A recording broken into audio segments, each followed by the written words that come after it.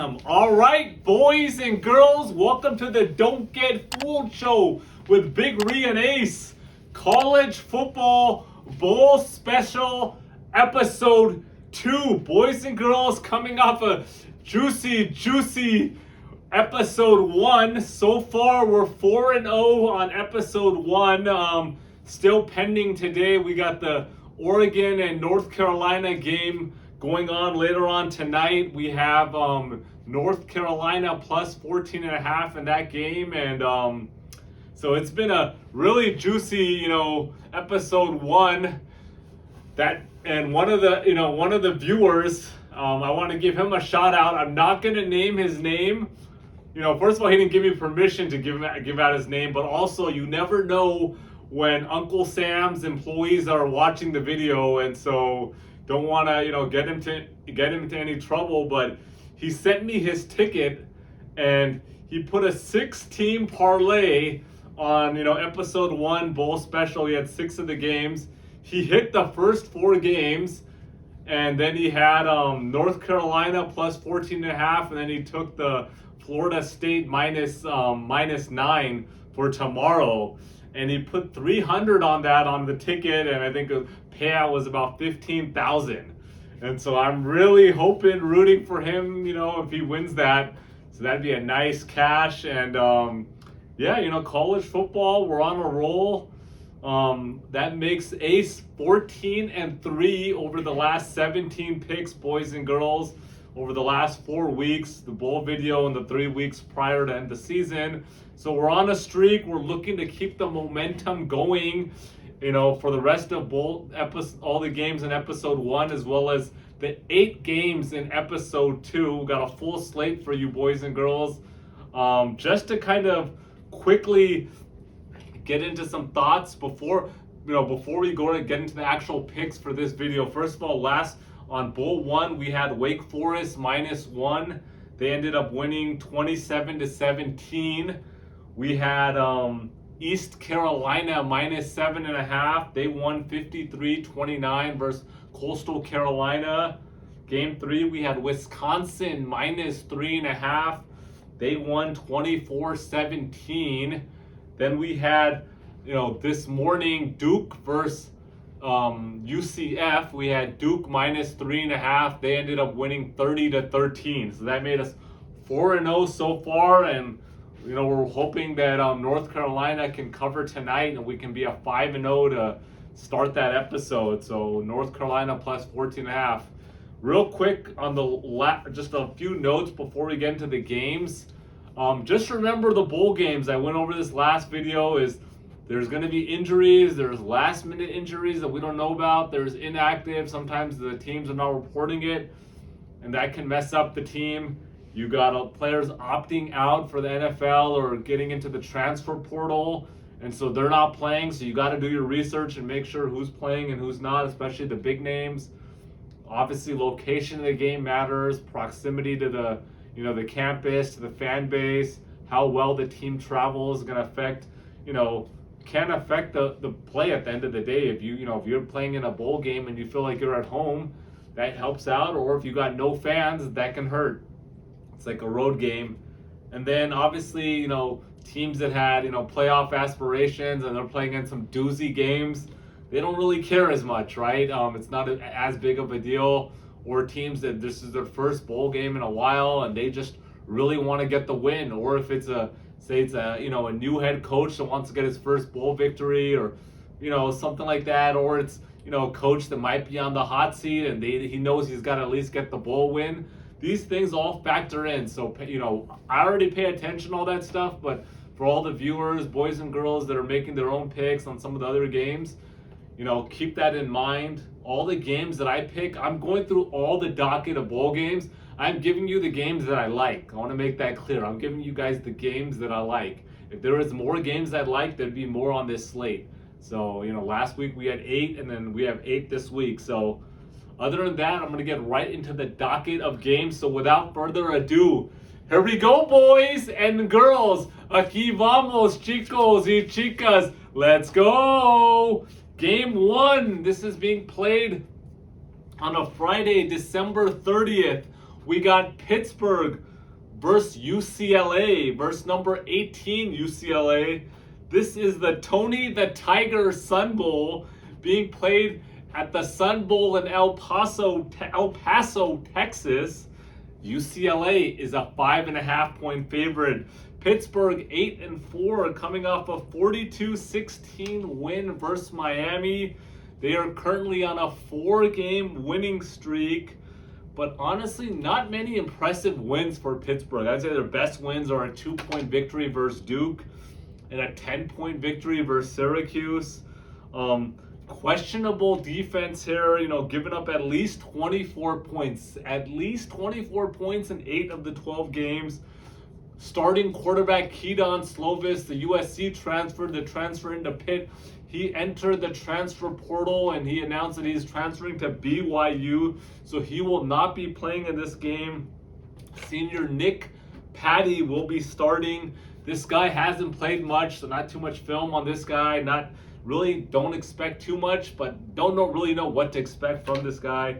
Running back Israel Abanikanda. This guy is legit. 1,431 yards, 6.0 yards per carry, 20 touchdowns, and 9 of 11 of his games he has 100 yards or over. But he's not playing either. So that's a big loss for Pittsburgh. Your top running back and your starting QB are not playing, and you're going up against a UCLA team that has a high-powered offense. UCLA 9-3, coming off a 35-28 win versus Cal. They started 8-1, but they did end 1-2. They have losses to legitimate teams: USC, Oregon, Arizona's whatever, but those other 2 teams are really good teams. They are averaging 39 points per game. And so high-powered offense led by, senior quarterback Dorian Thompson-Robinson, 25 touchdowns, only 7 interceptions, 11 rushing touchdowns, and he is throwing at 69% completion. Here's my thoughts on this. First of all, without Kedon Slovis, they are going to rely on the run, because even though their top running back is out, I think they're going to rely on the run. I see UCLA to stack the box here and make them throw the ball. And UCLA has a really solid run D. Other than the Oregon game, they haven't given up, over a 5.0 yard per carry to many teams. And, I really like UCLA here. Look, 5.5 spread here when UCLA is a high-powered offense and they're healthy against a lot of missing parts from Pittsburgh. I really like UCLA. I'm taking UCLA minus 5.5. All right, game 2. This is also being played on Friday, December 30th. We got number 21 Notre Dame versus number 17 South Carolina. This is being played at the Taxslayer Gator Bowl at TIAA Bank Field in Jacksonville, Florida. All right, and in this game, we got Notre Dame is a 2-point favorite here. Notre Dame 8-4, coming off a 38-27 loss to USC in their last game. Prior to that, they won 8 of their 9 games after starting 0-2. They had some early losses to Ohio State and Marshall. Big news coming out of Notre Dame. Stud quarterback Drew Pine entered the transfer portal and announced he is transferring to Arizona State. I cannot stress how huge of a news this is. Regardless of this bowl game for that program and for moving forward, that guy was a stud. And they lost him. I know there's some rumors that the Wake Forest quarterback Hartman might transfer to Notre Dame. That will definitely help. That guy's a stud also. But they lost Pine. That was a big deal. Quarterback Tyler Buchner is slated to start. They have a good defense, only given up over 26 3 times against good competition. 7 of their 12 opponents are in a bowl game, so they're playing good teams. South Carolina 8-4, coming off a 31-30 win versus Clemson. They ended the season 7-2, good wins versus Tennessee and Clemson to end the season. Quarterback Spencer Rattler ended the season well also. And they played well to end the season, but I'm still not buying that. I'm still not buying them. And look, I think the record is much better than this, they really are. And I can compare this game. Here's my thoughts to kind of, cap this off. I compare this to the Clemson game, right? Like a 31-30 game. I think this game probably is about 27. I would say Notre Dame 27, South Carolina 17 or 21, around there, maybe 20. And that's my thoughts on this game. Notre Dame wins. First year head coach Marcus Freeman really wants to get the win here. I think that's very important for him. They're going to play good defense. And so I'm not taking the spread here. I'm taking the under 52. All right. Game 3 is also being played on Friday, December 30th. We got number 6 Tennessee versus number 7 Clemson. This is the Capital One Orange Bowl being played at Hard Rock Stadium in Miami Gardens, Florida. Clemson is a 5-point favorite. Tennessee 10-2, coming off a 56-0 win versus Vanderbilt. There are 2 losses on the season with the number 1 Georgia and to South Carolina. That was the game that Hooker got hurt. They do have good wins versus Alabama, LSU, Pittsburgh, and Kentucky. Quarterback stud Hendon Hooker, you can't replace this guy. 27 touchdowns, 2 interceptions, only 69% completion. But they do have stud running backs. Jabari Small, Jalen Wright, those guys are both studs. The stud wide receiver Jalen Hyatt is not playing, so he announced that he will not be playing in this game. So that's a big loss, along with the loss of Hendon Hooker. Then we got Clemson 11-2, coming off a 39-10 win versus North Carolina in the ACC championship game. Only 2 losses on the season for Clemson: 35-14 to Notre Dame and 31-30 to South Carolina. All the games that were against good teams were close games. Other than the UNC game where they blew them out, when they played good teams, they were close games. They weren't blowing anybody out, and they did bench quarterback DJ Uiagalelei and play for freshman Cade Klubnik. And here's my thoughts on this, and I want to make it clear. Why didn't they make this change earlier? Why didn't Dabo Swinney make this change earlier? All season, you knew this guy DJ was just playing mediocre ball, and you knew this wasn't the guy. You knew it last year. You tried to come into this year again and play him, and he was playing mediocre ball, and you continue to play him. And I even said this in one of the videos. I said, you need to bench DJ immediately. This was probably in game 5, and you need to play the freshman. Because if you play DJ, yeah, maybe you can win 10 games, but you're not going to the playoffs, you're not making the championship. But by not playing the freshman, these guys cost them a playoff spot. If they beat South Carolina, which they lost by 1 point, I'm positive they're going to win if they played the freshman Klubnik. You're a 12-1 team that won the ACC championship. You're definitely getting into the playoffs over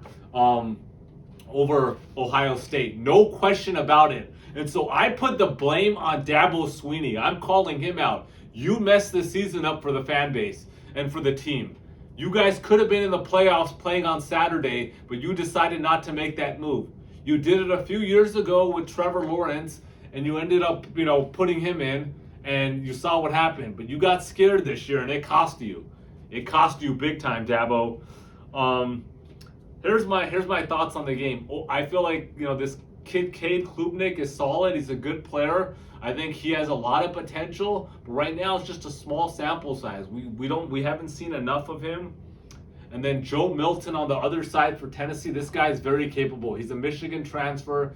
He's put up multiple 300-yard games, and I just think everybody's kind of overlooking Tennessee because Hooker's injured.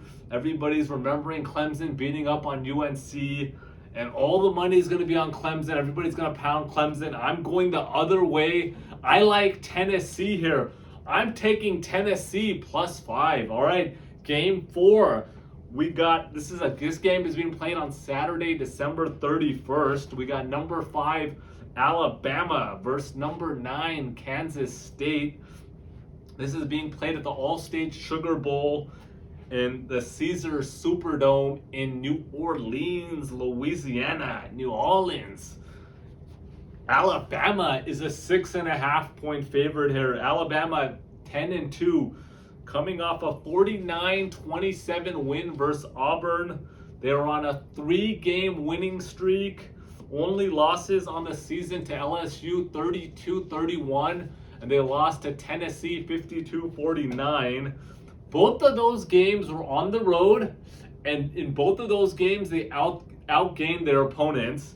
Quarterback Bryce Young did not have as good of a season as last year. All his numbers are down, and the big reason is he didn't have that stud wide receiver or two wide receivers that he usually has. And that's a big deal. Like, the wide receiver crop is just kind of mediocre. Hopefully, Saban recruited well and they added some studs for next year. But, receiver crop was weak. Kansas State, 10-3, coming off a 31-28 overtime win versus TCU in the Big 12 championship game. They beat, the undefeated TCU. They're on a 4-game winning streak. This is a good team, but honestly, no impressive wins other than TCU. Inconsistent defense. And why I say that is they've given up at least 27 points in 7 of their 13 games. But then they've given up under 12 or under in 5 of the 13 games. So they're either really good or really bad. My final thoughts on this game is, look, Alabama is a much more talented team than the TCU team and any other team they've seen all season. I think Kansas State can keep it semi-interesting, but ultimately I like Alabama to cover the 6.5, and I'm taking Alabama minus 6.5. All right, game 5, boys and girls. This game is being played also on Saturday, December 31st. We got this is a college football playoff game. We got number 3 TCU versus number 2 Michigan. This is the Verbo Fiesta Bowl, played from State Farm Stadium in Glendale, Arizona. Michigan is a 7.5-point favorite here.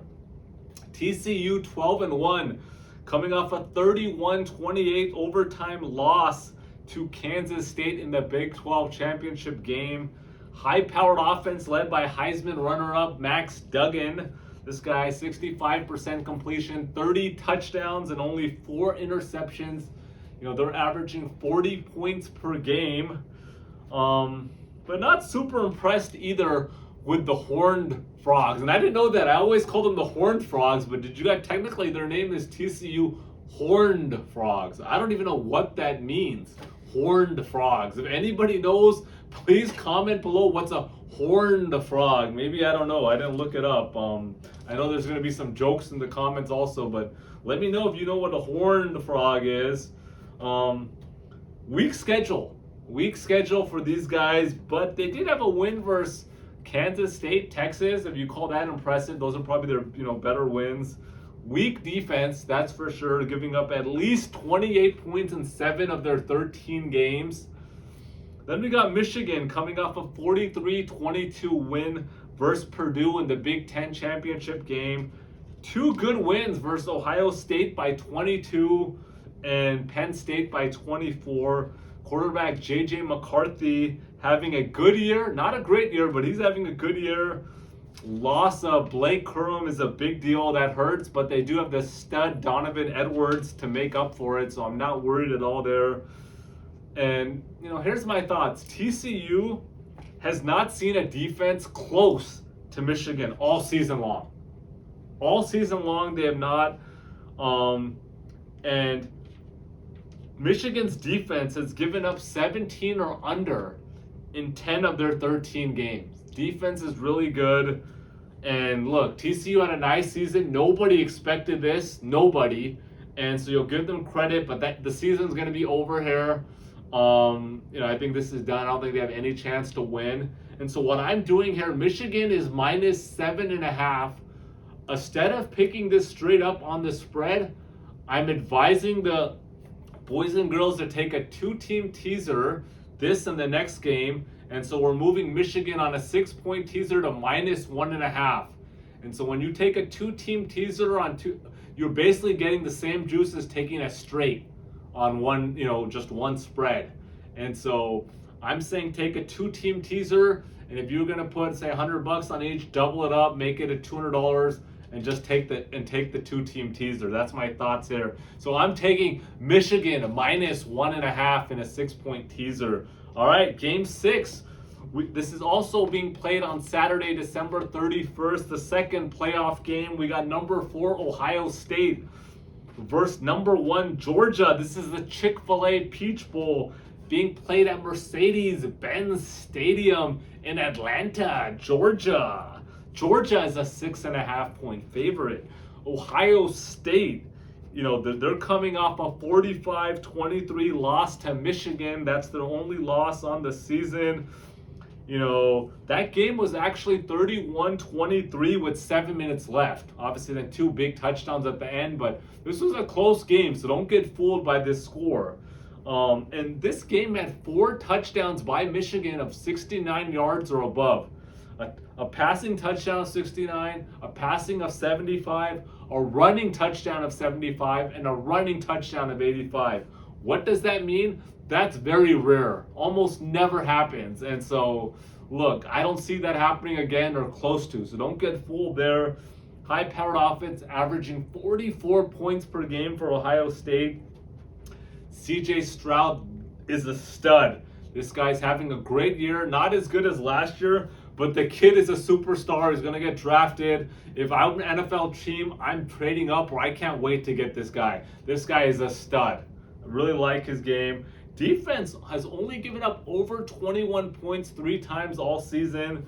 I mean, I will say this. They do have a questionable schedule, but they are a really good team, especially led by Stroud. Number 1, Georgia. They are, undefeated, coming off a 50-30 win versus LSU in the SEC championship game. I mean, what can I say? These guys have played great all year. Only 1 single-digit win. All the other wins were by double digits. It was a 26-22 win versus Missouri. Missouri gave them all they can handle. They've played well on both sides of the ball. A lot of good players, but the key word is a lot of good, not great players. They just have a lot of good players. I mean, I'm not saying Bennett's a great player. They don't have great running backs. They don't have great receivers. Just got a lot of good players across the board. And my thoughts are, I like Ohio State here, and I like them to come to play. They're going to be hungry. They snuck in there into the playoffs with the losses of USC, and so they snuck in, and they're going to be hungry to play here. That's for sure. And as I said earlier, so what my thought is, I'm taking a teaser here, and so I'm moving Ohio State +6.5 to +12.5 on a 2-team 6-point teaser, and I'm taking Ohio State +12.5 and tease that up with Michigan -1.5. All right, Game 7. This is being played on Monday, January 2nd. Number 16 Tulane versus number 10 USC in the Goodyear Cotton Bowl being played at AT&T Stadium in Arlington, Texas. USC is a 1.5-point favorite. Tulane coming off a 45-28 win versus UCF in the conference championship game. They have won 8 of their last 9 games. Good wins versus Kansas State, UCF, and Cincinnati. Quarterback Michael Pratt, 65% completion, 25 touchdowns, only 5 interceptions, 10 rushing touchdowns. That's impressive. They have a nice creative offense. They do get creative on offense. I like their coach. Legit running back in Tyjae Spears, 1,376 yards, 6.5 yards per carry, 15 touchdowns, and get this, 7 straight 100-yard games. So that kid's a gamer. Then we got USC 11-2 coming off a 47-24 loss to Utah in the Pac-12 championship game. Heisman winner Caleb Williams, he won the Heisman, but he got injured in that game. At the end of the first quarter, and after that, it was just a doozy. The guy couldn't run. He was just staying in the box, and he couldn't do anything. And he's a dual threat. The kid's a stud. but that hampered him, and that's really why they lost that game. They were on fire. Then they started off 17-3. As I said, high-powered offense, averaging 42 points per game. But here's the thought. Really bad defense. Really bad defense. Honestly, this line should be 12 or 13, but because of the defense, this is only a 1.5 point favorite. Tulane had a great year, boys and girls. They were, 2-10 last season, so now to be 11-2, huge improvement, unreal. Congrats to the green wave of Tulane. But they're not there yet. There's no way that offense is going to be able to compete with USC for 60 minutes. I'm not saying they can't compete for a half or a few quarters, keep it interesting, but for 60 minutes to compete with the USC offense, I just don't see that at all. And this is based on Caleb Williams, the Heisman winner, playing. So they're saying he's playing. They're saying he's pretty healthy. If he does not play, you go in on your own discretion here, okay, boys and girls? But this is based on him playing. So I'm taking USC minus 1.5. All right. The final game on the docket, the 8th game, also being played on Monday, January 2nd. We got number 11 Penn State versus number 8 Utah. This is the Rose Bowl presented by Prudential. This is being played at the Rose Bowl in Pasadena, California, only about 20 minutes away from us. Utah is a 2.5 point favorite here. Penn State 10-2, coming off a 35-16 win versus Michigan State. 4-game winning streak for Penn State, but it's also a product of their schedule. They play very good against bad teams, and they get beat up by good teams. They got blown out by Ohio State, Michigan, and they just weak schedule, and they get blown out by the good teams. 5th-year quarterback, senior Sean Clifford. This guy's solid. That's all I'm going to say about him. He's solid. 5th, maybe even 6th year, 7th year. I don't know. This guy's been there for a while. They have a solid defense. Utah, 10-3, coming off a 47-24 win versus USC in the Pac-12 championship game. Only, good wins versus USC and Oregon State. 10-2 since the opening day loss to Florida. Quarterback Cameron Rising, that guy's a stud. He's got moxie. I like his game. He's a gamer as well. Tight end Dalton Kincaid. This guy honestly could be the best tight end in college football. I know everyone's going to make the argument, no, it's Mayer out of Notre Dame, but Kincaid is legit. I've watched many of his games this year. This guy is legit. And the reason why I don't have too much to say here to recap this is just an easy win here. This is an easy cover. Don't get fooled. I don't need to say too much. I'm taking Utah minus 2.5. All right, boys and girls, make sure to comment, like the video, subscribe. I want to get a lot of likes, boys. We've been tearing it up on college lately, and so like the video, subscribe, share, and let's have a really good end of the college football season. Until next year, we'll see you guys next year for college football. All right.